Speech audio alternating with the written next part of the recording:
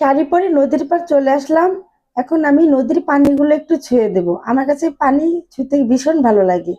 তার জন্য নামতেছিলাম। আর এখানে বিভিন্ন রকমের বস্তা ফালিয়েছে।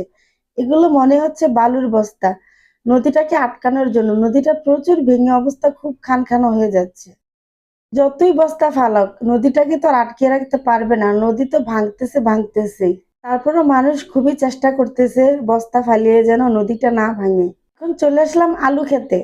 এখানে আলু শাক আর আলু শাক। ভীষণ বড় ক্ষেত। তো ভাবতেছিলাম কিছু আলু শাক নিয়ে যাই, তিন বোন মিলে।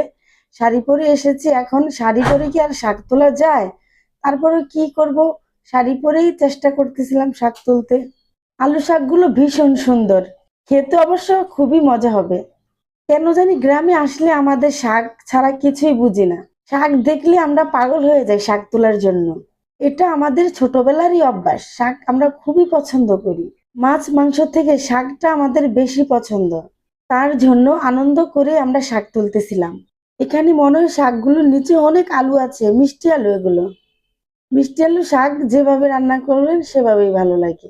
বিলের মাঝখানে তো তার জন্য ঠান্ডা বাতাস লাগতেছে, তেমন গরমটাকে অনুভব করা যাচ্ছে না। একদিকে মিষ্টি আলু শাক নিয়ে আবার চলে আসলাম পাট শাকের উদ্দেশ্যে। পাট শাকের ক্ষেত বিশাল বড়, তাই ভাবছিলাম অনেকগুলো শাক নিয়ে যাব আজকে।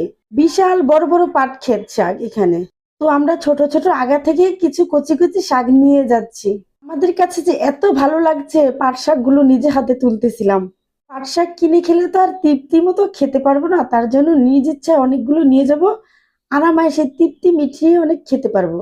এমন দৃশ্য কার না ভালো লাগে। এর আগে থেকে আমার ফুফাতো বোন আমাদের জন্য অনেকগুলো পাট শাক তুলে সকালেই রেখেছিল।